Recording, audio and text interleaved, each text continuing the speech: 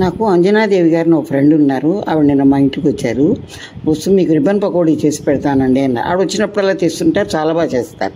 ఇక్కడ చేస్తానండి అన్నారు. సరే ఓకే అని ఒక గుప్పెడు వేరుశనగ పప్పులు ఏం చేశారంటే వేయించేసి పైన తొక్కలంతా తీసేశారు. దాంట్లోనే ఒక గుప్పెడు పుట్నాల పప్పు రెండు కలిపి మిక్సీలో మెత్తగా మిక్సీ చేశారు. అది ఒక గ్లాస్ అయిందనమాట.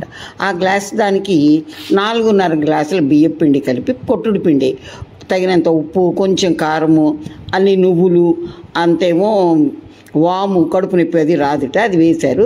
దాంతోపాటే ఒక 50 గ్రాముల వెన్నని తీసుకొని కరగబెట్టి దాంట్లో కలిపేశారు. ఇలా కలిపేశారు అన్నమాట.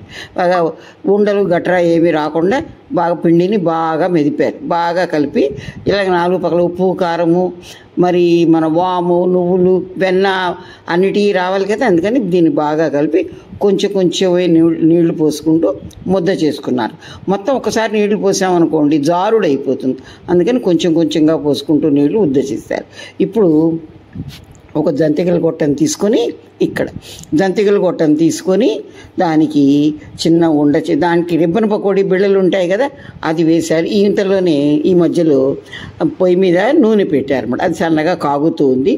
దీనికి బాగా కలిపిన పిండిని ఒక ముద్ద తీసుకొని జంతికల గొట్టంలో వేసేలాగా.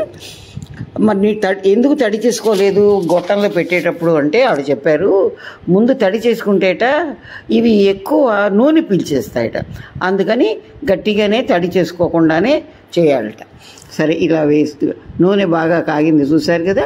ఈ కాగిన నూనెలో ఈ జంతికల గొట్టంలో నుంచి ఆకు పకోడీని ఇలా ఒత్తారనమాట.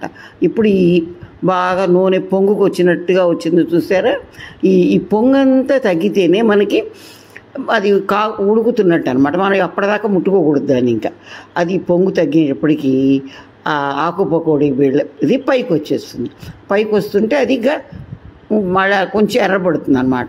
కొంచెం ఎర్రబడిన తర్వాత రెండో వైపుకి తిప్పి రెండో వైపు కూడా ఇలాగే కాల్చుకోవాలి దాన్ని. ఇట్లాగా రెండు వైపులా ఎర్రగా వేగిన తర్వాత మనకు కావాల్సిన పాడల్లో అనమాట అది తీసుకొని దాని ఒక టిష్యూ పేపర్ మీద పెడితే ఆయిల్ ఉంటే టిష్యూ పేపర్ పీల్చేసుకుంటుంది. ఇప్పుడు మనకు వేడివేడిగా క్రిస్పీగా ఆకు పకోడీ రెడీ. ఆకు పకోడీ అంజనాదేవి. థ్యాంక్ యూ అంజనాదేవి గారు.